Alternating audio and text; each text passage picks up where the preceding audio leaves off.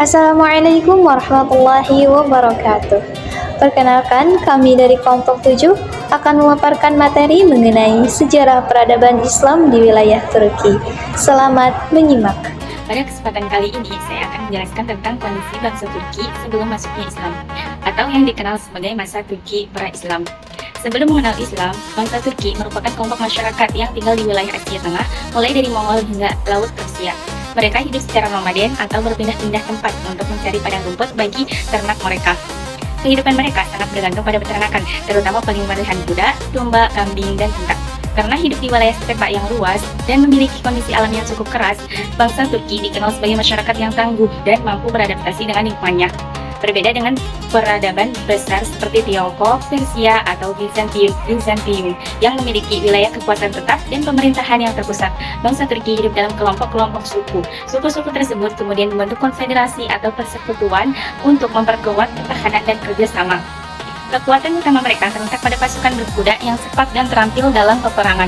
Kemampuan berkuda ini menjadi salah satu faktor yang membuat bangsa Turki disegani oleh banyak kerajaan di sekitar. Dalam kehidupan keagamaan, sebagian besar bangsa Turki menganut Tengrisme. Tengrisme adalah kepercayaan kepada Tengri sebagai penguasa tertinggi alam semesta.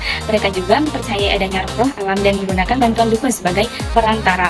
Dalam berbagai ritual keagamaan dalam kepercayaan ini, seorang kagen atau pemimpin dianggap memperoleh kekuasaan atas kehendak Tengri.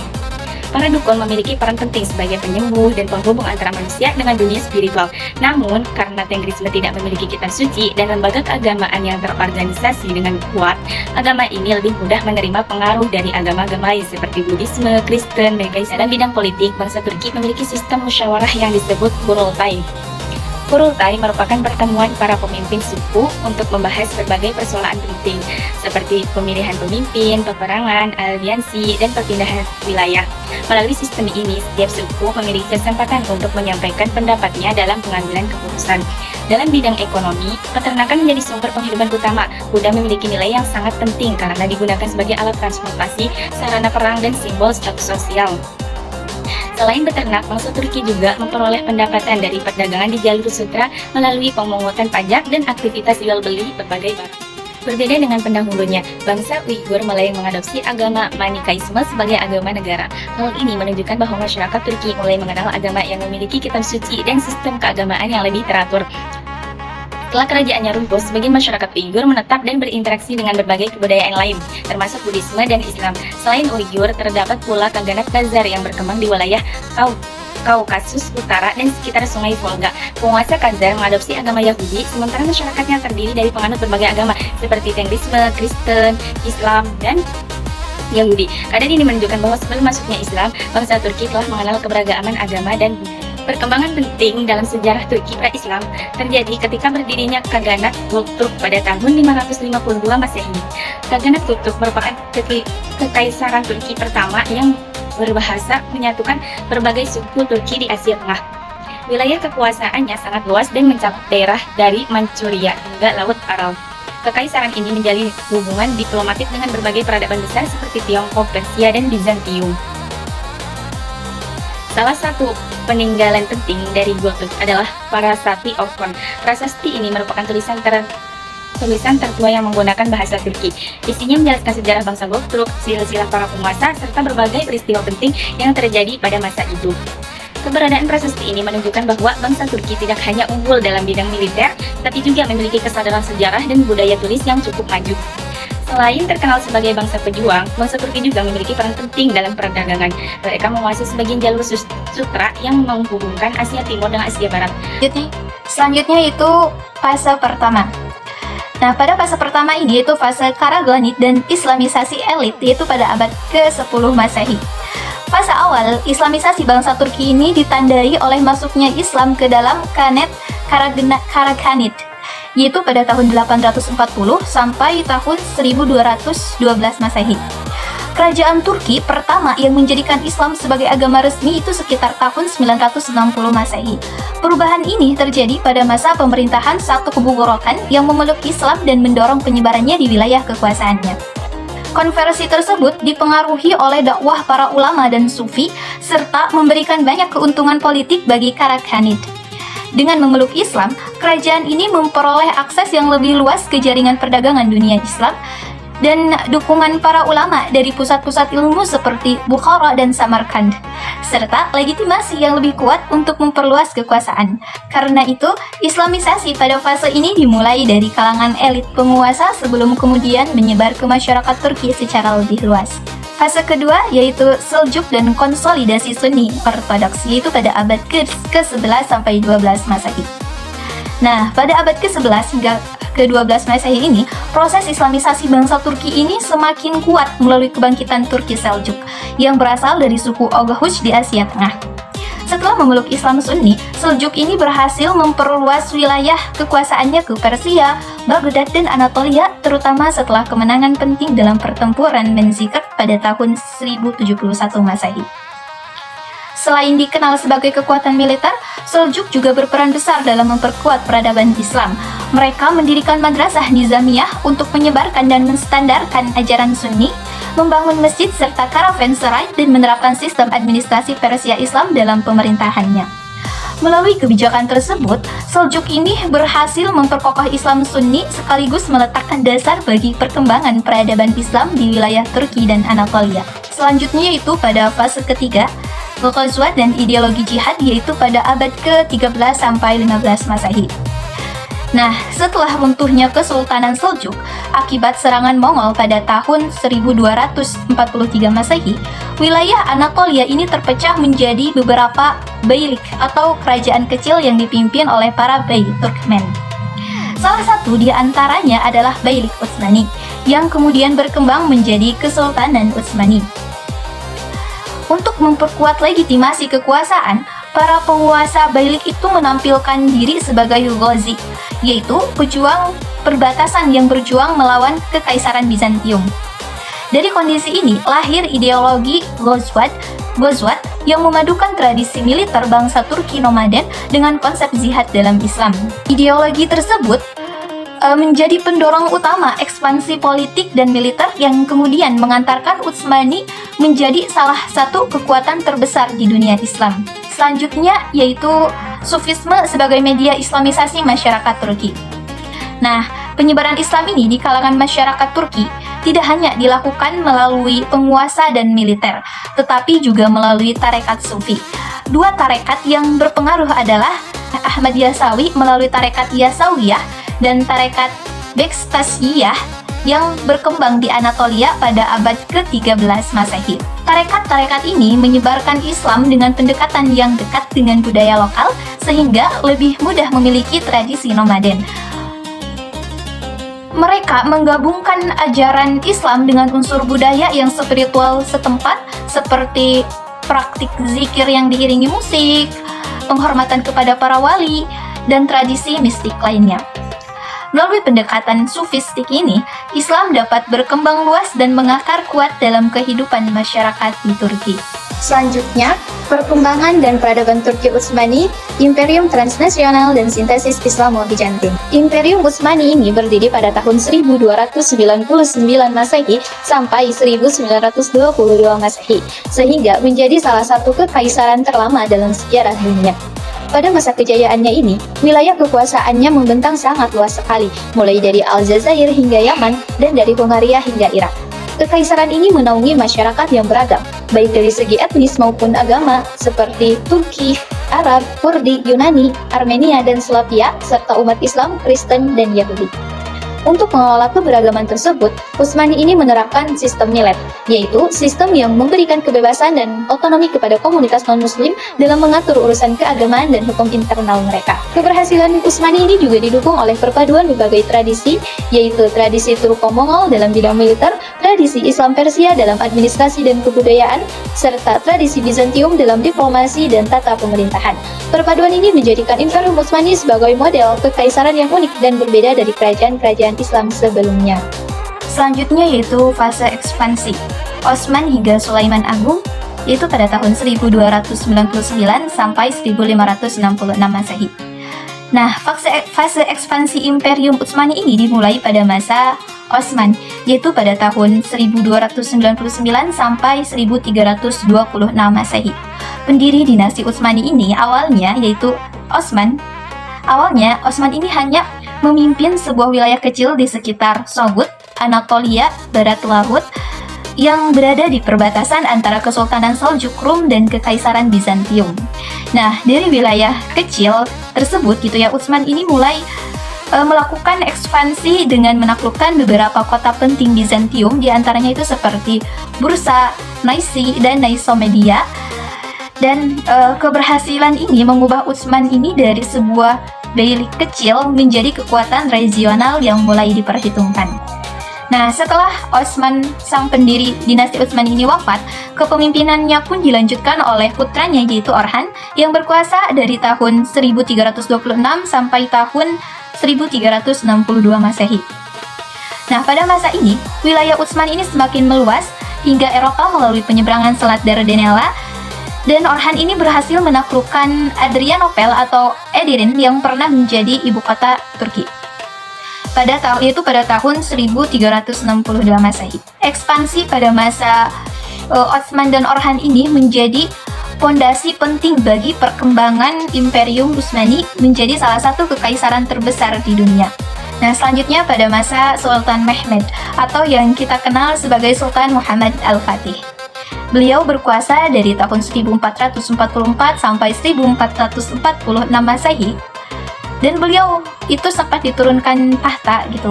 Tapi beliau diangkat lagi menjadi sultan yaitu pada tahun 1451 Masehi sampai 1481 Masehi. Nah, Sultan Mehmed II ini atau Sultan Muhammad Al-Fatih ini merupakan salah satu penguasa paling berpengaruh dalam sejarah Imperium Utsmani.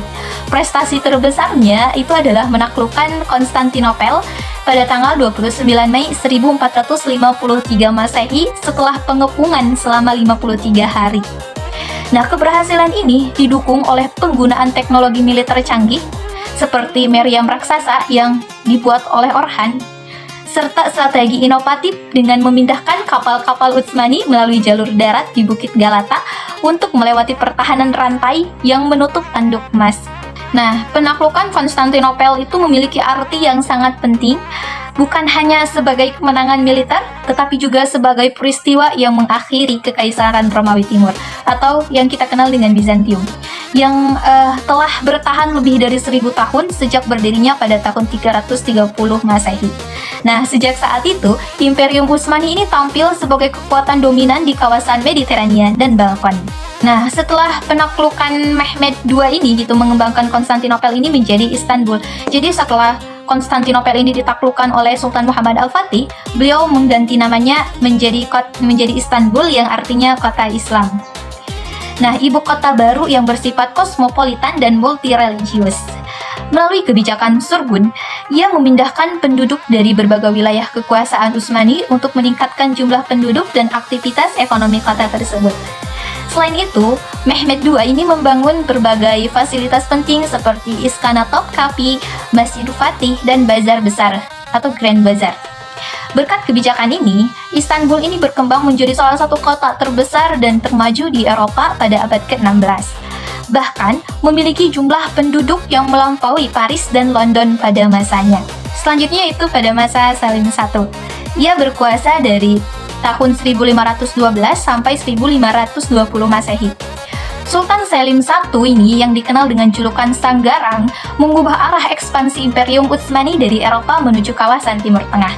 Pada masanya, Utsmani ini berhasil mengalahkan dinasti Safawi Persia dalam pertempuran Chaldiran, yaitu pada tahun 1514 Masehi, yang memperkuat posisi Utsmani sebagai kekuatan utama Islam Sunni. Salim I ini kemudian melanjutkan ekspansi dengan menaklukkan wilayah Suriah dan Mesir yang saat ini berada di bawah kekuasaan dinasti Mamluk pada tahun 1516 sampai 1517 Masehi. Nah, keberhasilan tersebut membuat Utsmani ini menguasai wilayah Hijaz, termasuk kota suci Mekah dan Madinah. Dengan penguasaan atas dua kota suci tersebut, Salim I memperoleh kedudukan sebagai pelindung tanah suci dan mulai dikaitkan dengan gelar khalifah kaum muslimin. Meskipun legitimasi historis gelar tersebut masih menjadi perdebatan di kalangan sejarawan. Nah, penaklukan wilayah Arab ini memiliki dampak yang sangat besar bagi Imperium Utsmani. Selain memperluas wilayah kekuasaan, keberhasilan ini juga memberikan legitimasi keagamaan yang lebih kuat kepada dinasti Utsmani, Dan sejak saat itu, identitas Utsmani tidak lagi hanya dipandang sebagai kerajaan Turki atau negara perbatasan, tetapi berkembang menjadi kekaisaran Islam universal yang memimpin sebagian besar dunia Islam. Selanjutnya yaitu pada masa Sulaiman I. Ia berkuasa dari tahun 1520 Masehi sampai 1566 Masehi. Nah, pada masa pemerintahan Sulaiman I ini merupakan puncak kejayaan Imperium Utsmani. Pada masa ini, wilayah Utsmani ini mencapai perluasan terbesar dengan menaklukkan Hungaria dan Irak, serta melakukan pengepungan Wina. Sulaiman juga menyusun Kanun, yaitu undang-undang yang memadukan syariat Islam dan tradisi Turki untuk memperkuat pemerintahan. Oleh karena itu, Sulaiman ini dijuluki Al-Kanuni. Sulaiman Al-Kanuni yaitu Sulaiman yang membuat undang-undang atau hukum. Nah, dalam bidang budaya, Sulaiman ini mendukung pembangunan karya-karya monumental oleh arsitek Mimar Sinan, termasuk Masjid Sulaimani. Selain itu, Sulaiman menjalin aliansi dengan Francis I untuk menghadapi Habsburg, menunjukkan kuatnya diplomasi Utsmani. Karena keberhasilannya dalam bidang militer, hukum, dan budaya, masa Sulaiman ini dikenal sebagai era keemasan Imperium Utsmani. Selanjutnya itu sistem Devizirme dan Janissary, meritokrasi militer birokratis. Nah, salah satu inovasi penting Kesultanan Utsmani ini yaitu adalah sistem Devizirme, yaitu perekrutan anak laki-laki Kristen, terutama dari wilayah Balkan, untuk dididik dalam lingkungan Islam dan dilatih menjadi prajurit Janissary atau pejabat pemerintahan.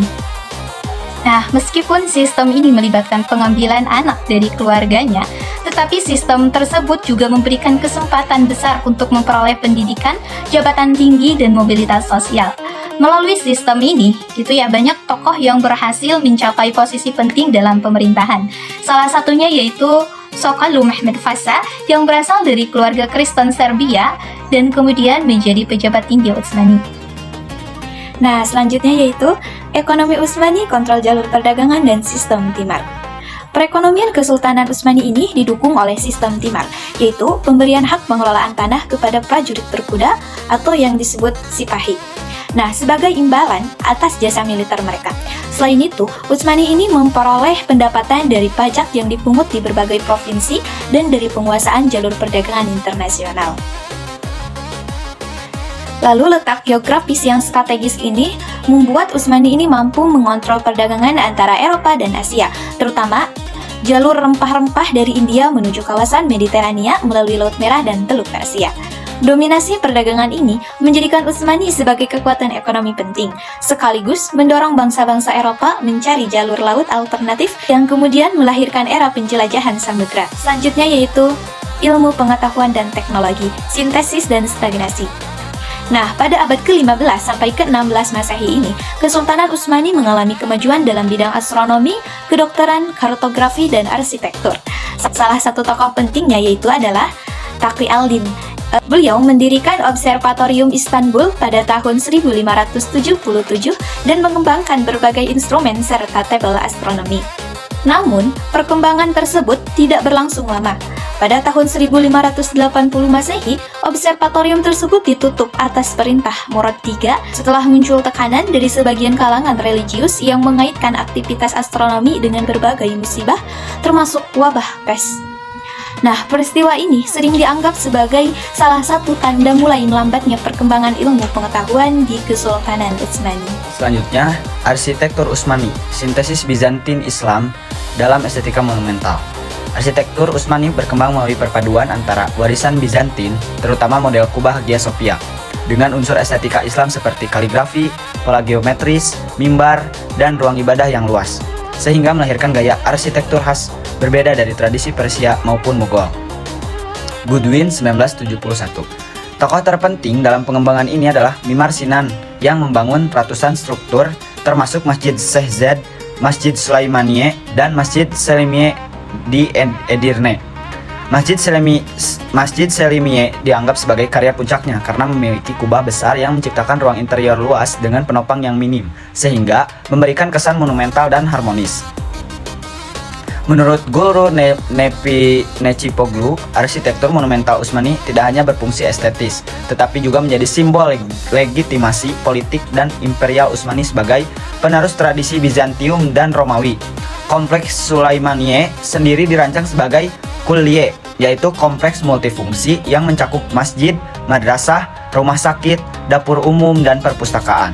Konsep ini menunjukkan bahwa arsitektur Utsmani mengintegritaskan fungsi keagamaan, pendidikan, kesehatan, kesejahteraan, sosial dalam satu kawasan terpadu. Lalu selanjutnya, fragmentasi teritorial, Ayan, Wahabi, dan nasionalisme Balkan. Pada abad ke-18, Kesultanan Utsmani mengalami fragmentasi kekuasaan ketika para ayan atau elit lokal di Anatolia dan Balkan peroleh otonomi yang semakin besar serta membangun kekuatan militer sendiri. Di wilayah Arab, gerakan Wahabi yang bersekutu dengan keluarga Saud berhasil menguasai Hijaz dan merebut Makkah pada awal abad ke-19, sehingga dianggap mengancam legitimasi religius Utsmani sebagai pelindung kota suci Islam. Untuk mengatasinya, Utsmani menugaskan Muhammad Ali Pasha dari Mesir merebut kembali Hijaz, tetapi kemudian Muhammad Ali justru memberontak dan menantang kekuasaan Utsmani dan Anatolia sebelum akhirnya dihentikan melalui campur tangan kekuatan Eropa. Pada abad ke-19, nasionalisme di Balkan yang dipengaruhi revolusi Prancis dan didukung Rusia memicu gerakan kemerdekaan di Yunani, Serbia, dan Bulgaria. Situasi ini melahirkan pertanyaan timur, yaitu persoalan mengenai masa depan Kesultanan Utsmani yang terus melemah.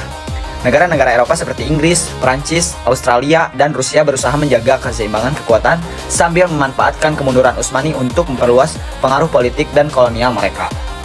Strategi militer teknologis. Konservatisme Yenicheri pada abad ke-17-18, Kesultanan Utsmani mulai kehilangan keunggulan militernya terhadap Eropa karena lambat mengadopsi inovasi militer modern seperti formasi tempur linier, latihan disiplin, bayonet, dan artileri bergerak. Salah satu penyebab utamanya adalah penolakan dari Korps Yenicheri yang khawatir reformasi akan mengancam hak dan privilege mereka. Aksan 2007. Kekalahan armada Utsmani dalam pertempuran Lepanto tahun 1571 menandai berakhirnya dominasi maritim Utsmani di Mediterania. Meskipun mereka mampu membangun kembali armadanya dalam waktu singkat berkat kekuatan ekonomi yang masih besar. Kekalahan dalam pengepungan Wina kedua pada tahun 1683 dan perang Turki besar memaksa Utsmani menandatangani perjanjian Karlowitz pada tahun 1699 yang menyebabkan hilangnya wilayah penting seperti Hungaria dan Transylvania kepada kekuatan Eropa. Peristiwa ini menjadi titik awal melemahnya dominasi Utsmani di Eropa dan munculkan persepsi tentang kemunduran kekuasaan. Selanjutnya, kemunduran kerajaan Turki Utsmani, krisis struktural dan fragmentasi imperial. Kemunduran Utsmani adalah proses multisekular yang melibatkan krisis fiskal, stagnasi militer teknologis, fragmentasi teritorial, dan penetrasi kolonial Eropa.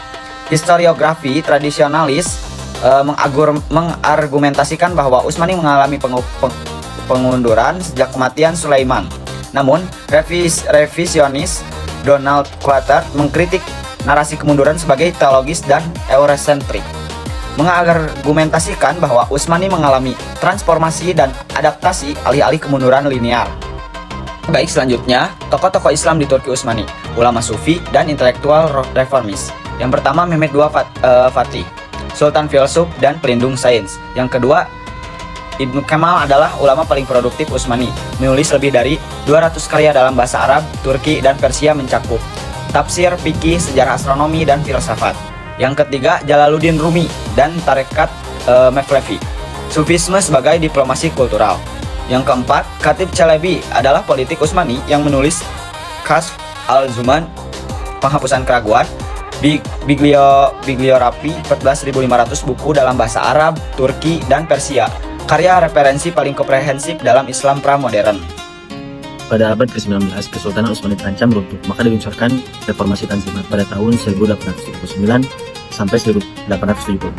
Ini adalah modernisasi defensif, memperbarui hukum, militer, dan pendidikan agar bisa menyaingi Eropa. Namun reformasi ini memicu dilema. Apakah negara Utsmani itu tetap negara Islam atau menjadi negara modern yang menjamin hak semua warga, termasuk non-Muslim? Hal ini menuai protes dari ulama konservatif.